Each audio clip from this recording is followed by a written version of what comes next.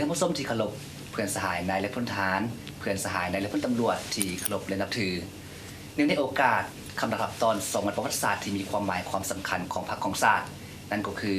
วันสั่งตั้งพรรคประชาชนปฏิวัติลาวครบรอบ60 ปีและวันสถาปนาสาธารณรัฐประชาธิปไตยประชาชนลาวครบรอบ40 ปี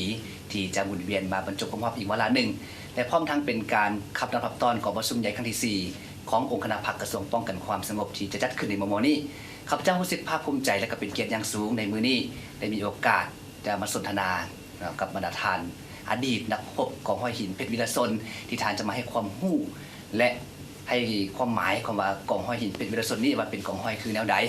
ได้มีการเคลื่อนไหวขึ้นแนวใดแต่ตอนนี้ข้าพเจ้าก็อยู่กับทานกันแล้วสบายดีบรรดาทานเจ้าก่อนอื่นที่พวกเราจะไปฮู้เกี่ยวกับประวัติความเป็นมาของกองห้อยหินเพชรวีรชนนั้นข้าพเจ้าอยากให้บรรดาทานแนะนำชื่อแนะนำหน้าที่รับผิดชอบในอดีตก็คือจนถึงปัจจุบันจะเริ่มจากทานอดีตก่อนเถอะสบายดีท่านผู้ชมที่เคารพข้าพเจ้าพันตรีบุญจังศรีวรรณาพนักงานบำนาญอดีตนักรบกองห้อย2กองห้อยหินเพชรวีรชนเดี๋ยวทานหลายเนาะซึ่งทานต่อไปข้าพเจ้าชื่อพันตรีจวงจันทาอดีตนักรบวีรชนกองห้อยหินเพชรซึ่งทานต่อไปข้าพเจ้าแม่นว่าห้อยตีบุญน้อยอดีตรบวีรชนหินเพชรเดี๋ยวทานหลายซึ่งทานต่อไปครับ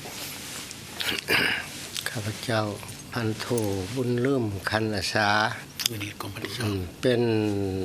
อดีตเป็นนักรบของหอยหินเพชรขอบใจทานนะขอบใจเส้นทางข้าพเจ้าพลจัตวาทองเคนอนวงศ์อดีตนักรบกองห้อย2กองห้อยหินเพชรวีรชนอันนี้ก็คือความเป็นมาโดยย่อของกองห้อยหินเพชรวีรชนก็คือคำว่าหินเพชรวีรชนนี่มันมีความหมายความสำคัญจากผลงานการปฏิบัติหน้าที่ป้องกันผู้นำพรรครัฐในเมื่อก่อนจากอันนี้กองห้อยนี้ก็ให้รับผู้เข้าใจตื่มว่าเมื่อก่อนนี่เป็นกองห้อย2เป็นกองห้อย2เป็นยังว่ามีกองห้อยหินเพชรย้อนว่าสภาพการในปี68ต่อ69อย่างซับซ้อนที่สุดอยู่เขตปลดปล่อยก็คืออยู่นครหลวงเวียงจันทน์ประธานไกรสอนพรหมิหารได้ส่งโทรเลขไปให้มหาทานโสดเป็นราศีเพิ่นได้ย่องย่อสรรเสริญว่ากองห้อยนี้คือกันกับเพชรตกลงใส่ตัวง่วมขึ้นมาก็แม่นอย่างแม่นเป็นเพชรเพราะว่ากองห้อยนี้อยู่ในใจกลางของศัตรูก็ยังอยู่ได้อย่างสง่าผ่าเผยจังเป็นว่าใช้ชื่อว่ากองห้อย2กองห้อยหินเพชรส่วนกองห้อยวีรชนนี้ภายหลังประเทศชาติได้รับการปลดปล่อยแล้วมาฮอดปี1979ได้มีกองประชุมใหญ่ในการคัดเลือกผลงานของร่วมหมู่และของบุคคลในนั้นกองห้อยป้องกันเวียงจันทน์นี้กับหนึ่งในบรรดากองห้อยทั้งหมดก็เป็นกองห้อยวีรชนและยังมีบุคคลวีรชนอยู่ในนี้ก็มีท่านชุดใจธรรมสิทธิ์ท่านสมไสงอก็มีสหายบุญตั้งสหายนั่นน่ะยุงจัตตาเป็นนักรบแข่งขันทั้งหมดมี5สหายเจ้าก็ถือว่านี่ก็ย้อนว่าเป็นกองห้อยที่มีความแข็งแกร่งคือกับเพชรจึงได้ชื่อว่าเป็นกองห้อยหินเพชรแล้วก็ผลงานโดดเด่นจึงได้เป็นวีรชนเป็นกองห้อยวีรชนนำเนาะ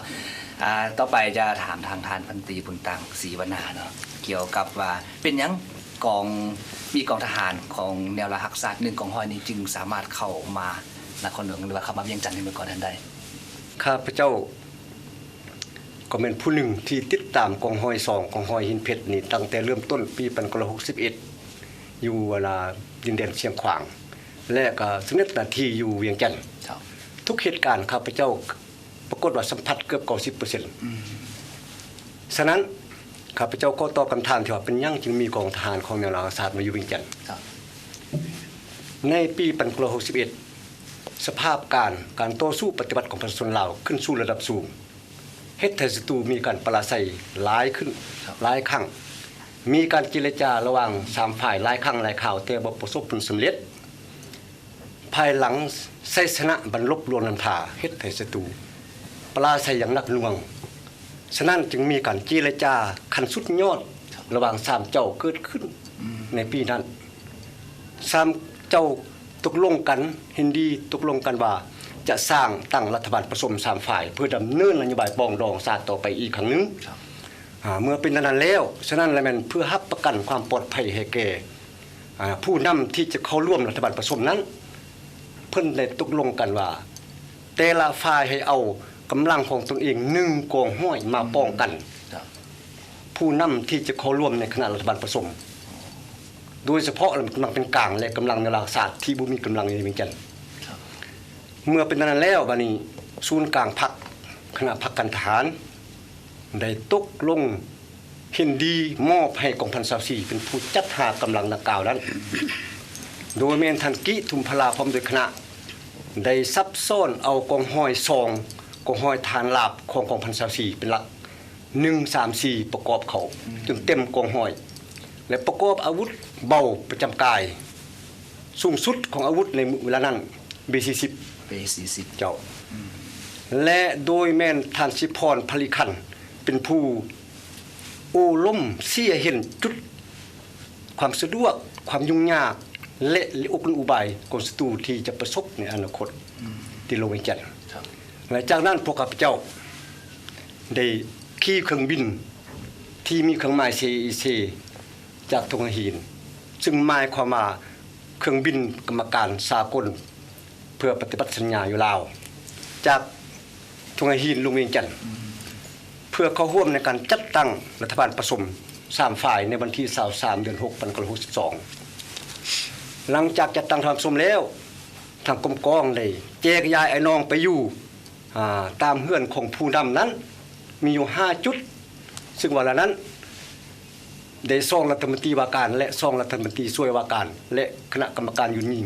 เป็นสาขาหลังคาเฮือน ครับ เมื่อเป็นนั้นแล้วบัดนี้หมายความว่าตัวฮอดวันที่23เดือน7 62มีการเส้นแถลงการร่วมของประชุมเสนว ครับ รับรู้รัฐบาล3ฝ่ายของลาวรับรู้ความเป็นกลางของลาวอยู่ในนั้นก็รับรู้ว่ามีกองทหารของนราศาสตร์อยู่เวียงจันทน์กลุ่มหนึ่งกลุ่มห้อยฉะนั้นหมายความว่าการมีหน้าของกองทหารของนราศาสตร์อยู่เวียงจันทน์แม่นมาตามการตกลงเห็นดีของ3ฝ่าย โอ้ ถือกฎหมาย เจ้า และได้สะกดรับรู้นี่เป็นที่ไปที่มาและกองห้อยนี่จะมาอยู่เวียงจันทน์ โอ้เจ้าแต่หนึ่งในนั้นก็จะมีทานได้ติดตามมานำมา ที่มาหันมีหัวหน้ากองห้อยมีท่านท่านตันท่านจันได เจ้า เนาะเป็นหัวหน้ากองห้อย เจ้าแล้ววันนี้ในเมื่อมาอยู่เวียงจันทน์แล้วเนาะศัตรูนั้นมีกลอุบายแนวใดต่อการมั่างรัฐบาลผสมเนาะเจ้า บัดนี้กลอุบายของศัตรูในการมั่างรัฐบาลผสม คือพวกเราฮู้แล้ว การสร้างตั้งรัฐบาลผสม3ฝ่ายแม่นการปราศัยอันรักหน่วงของฝ่ายขวาโดยเฉพาะ เจ้า แม่นการจำเป็นของพวกมัน ฉะนั้นเริ่มจะตั้งมันก็เริ่มมีกลอุบายเพื่อมั่างแต่จะมั่างโดยกงเอากำลังไล่เพราะว่าเขามาตามกฎหมายมาตามบรรดาประเทศต่างๆรับรู้ ครับ ฉะนั้นมันใส่เบื้องต้นมันใส่องค์สงครามจิตศาสตร์ โอ้ ซื้อจ้างลอกลวง ดูดดึงเอาบรรดาผู้นำและกำลังหักศาสตร์ของพวกเฮาโปรทหาร ครับ มันอาจจะคิดว่าพวกเฮานี่เป็นบ้านนอกคนทานบ้านนอกมามันสิซื้อไปง่ายๆอันนี้อาจจะคิดอย่างนั้นฉะนั้นเบื้องต้นมันก็ใส่ทางด้านจิตศาสตร์แนวใดหมายความว่าเวลาไอ้น้องเขาออกไปตลาดมันจะทหารมันมาพบไอ้น้องเฮา โอ้ พบแล้วมันก็ว่าเดี๋ยวนี้พวกเจ้าออกมาพอใช้สั่นให้หยุด เป็นการ นั่นนี่ หลอกลวง ส่วนเชื่อลวงเอาต่อมาเมื่อมีเสสาวว่ามักไอ้น้องเฮาให้ไอ้น้องออกมาจะเอาเป็นผัวเป็นลูกเป็นผัว อืม แล้วก็บ่ได้ผลแล้วมันก็มาเป็นพี่น้อง เจ้า ค่อยเป็นคนทางเหนือค่อยเป็นคนทางใต้พอได้ยังเมื่อโหบ้างยังเมื่อทางใดแล้วเฮาพร้อมจะส่งให้เจ้าก็กระลดคาลางให้ อันนี้เป็นกลอุบายของมัน อุบายของเขา มันลอกแบบไปง่ายๆนั้น เจ้า เมื่อเป็นนั้นบ่ได้บัดนี้มันก็มาหั่นมาใช้กำลังอาวุธฆาตกรรมบรรดาผู้นำของบรรดาภายเป็นกลาง เจ้า เป็นต้นทันกินิมพลเสนาวันที่1เดือน4 63แล้วก็บรรดาผู้นำบางคนในกำลังเป็นกลาง 2-3 คน เจ้า เฮ็ดให้สภาพการวุ่นวายฉะนั้นความปลอดภัยบ่มีเมื่อเป็นสันแล้วบัดนี้ผู้นำที่เข้าร่วมรัฐบาลผสมในภายกำลังรักษาของพวกเฮาอยู่บ่ได้กลับเมื่อสำเนือเมื่อกลับสำเนือแล้ว พวกมันก็โฆษณาว่าไอ้รัฐบาลอันนั้นภายเจ้าสุพรรณวงศ์ภายรักษาบ่จริงใจ ตูนปะนาที ครับ เมื่อเป็นเท่านั้นแล้วฮอดเดือนเก้า63ท่านผู้มีอยู่ในจิตกลับขึ้นมาเวียงจันทน์อีกไปเจรจายากเจรจาเกี่ยวกับความปลอดภัยเพื่อจะกลับคืนมาอีกดำเนินรัฐบาลผสมคือเก่าแต่บ่ได้ผลในที่สุดเพื่อลึกความที่เขาเจ้าบ่จริงใจนั้นวันที่9เดือน9 63พวกมันก็เอาทหาร3กองร้อย ครับ ว่าแอม2คันมาตั้งโต๊ะถดำยิงเข้าไอ้น้องเฮือนไอ้น้องเฮา ครับ ลุ่มกอถึงใหม่มุนทลายเลยมันคิดว่าท่านผู้มีอยู่กินอยู่หันเพราะว่าไอ้น้องมุนหมดนึงอยู่หันแต่ว่าไอ้น้องเขาบ่ตอบ ครับ ตั้งแต่4:00 น 5:00 นระดมยิงปัญหาฝนเมื่อเป็นไอ้น้องเขาบ่ตอบแล้วตอนเช้าวันที่9หั่นทางคณะกรรมการสากลได้กวดกาเห็นว่าไอ้น้องเขาบ่ตอบมันก็บ่สามารถขับไล่ไอ้น้องเขาได้บ่มีเหตุผล ครับ เมื่อเป็นท่านผู้มีวิจิตรเสนอส่งกำลังทั้งหมดกับเมื่อก็บ่เคยปลดปล่อย ครับ พวกเขาก็เกี่ยมหมดไอ้น้องเกี่ยมพร้อมจิเมื่อเบิกเครื่องเบิกของมีหยังหมดแต่วันที่10ตอนเที่ยงวันที่10ประมาณ 10:00 นจะมีทูตอเมริกามาพบท่านผู้มีวิจิตรและต่อมาก็ตามเพิ่นว่าให้ฟังว่ามีเจ้าสพม่าภายขวาและทูตต่างประเทศบ่เห็นดีให้กำลังในราชากับเมืองให้อยู่ต่อเพื่อสืบต่อติดต่อพัวพันกับศูนย์กลางเพิ่นจะรับกันกับปลอดภัยให้ ครับ อันนี้มันตามเพิ่นรู้ล่วงให้ฟังเมื่อเป็นนั้นแล้วทางศูนย์กลางได้ตกลงว่าอยู่2หลังคาเรือน ครับ อยู่ทัดดำบนโรงแรมสมบูรณ์ปัจจุบันนี้แล้วก็ไปอยู่ตลาดเช้าศูนย์กลางในลาสังสาดซึ่งเป็นข้อมางแล้วเนาะบัดนี้เมื่อเป็นนั้นแล้ว2หลังคาเรือนเนี่ยมันทางศูนย์กลางก็เว้าทางในว่าถอนครึ่งหนึง ถอนให้ถอนครึ่งหนึง ครึ่งหนึง ครับ และข้าพเจ้าเองก็ยังจำได้ว่าติ๊กว่าจะอยู่หรือจะไปแต่ละคนติ๊กเลย ครับ เนาะ ส่วนหลายแล้วมันติ๊กไปหรือติ๊กอยู่ บ่อันนี้เฮาก็บ่ฮู้ว่า ครับ เฮาฮู้จักว่าเฮาเองติ๊กอยู่ ติ๊กอยู่ เมื่อเป็นดังนั้นแล้ววันนี้จำนวนหนึงพอก็ถอดออกและจำนวนหนึงก็แม่นอยู่ต่อ เมื่อรัฐบาลผสมบ่มีแล้วบัดนี้ถึกวุ่นวายแล้วฉะนั้นเพิ่นจึงส่งทานโสดเพชรละสีมอบหมายทานโสดเพชรละสีมาเป็นผู้ต่างหน้าของนราศาสตร์เพราะว่ามีรัฐผสมแล้วเนาะ ครับ ต่อไปในอนาคตอันนั้นจนถึงตั้ง19เดือน4มันจะผ่านโค่นล้มรัฐบาลผสม3ฝ่ายแล้วสั่งการแล้วมันจะตั้งรัฐบาลหุ้นขึ้นมาแล้วพวกเขาจึงขึ้นไปสำนักงานผู้ต่างหน้าในรัฐศาสตร์เตมือนั้นเป็นต้นไปเป็นทางการ ครับ แต่จริงเลยมันแตกต่างก่อนนั้นแล้วแล้วมันขึ้นไปตามหลังย้อนว่ารัฐบาลผสมยังเป็นห่างหูห่างอยู่ ครับ เนาะอันนี้ก็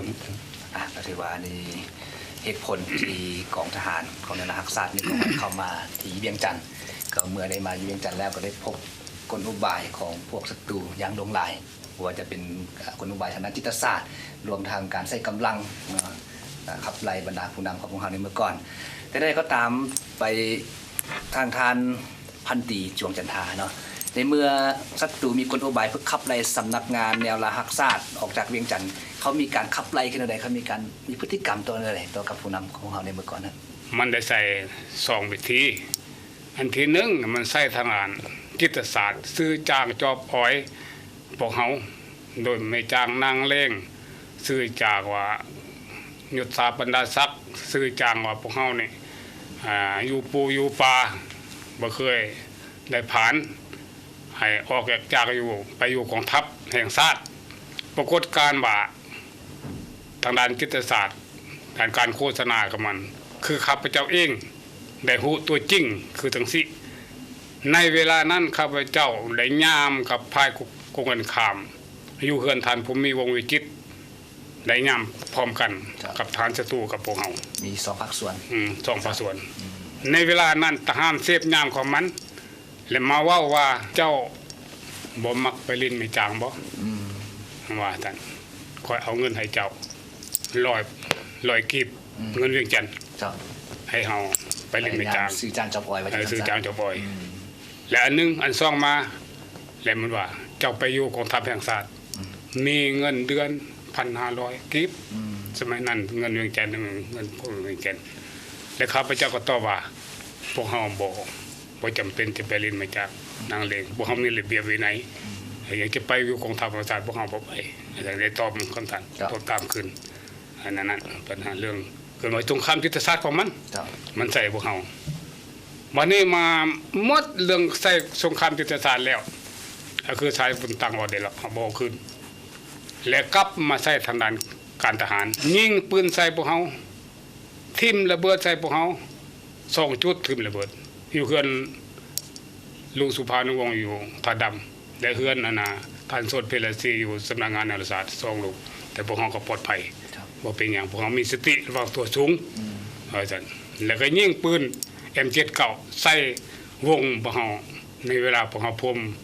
สายหุบ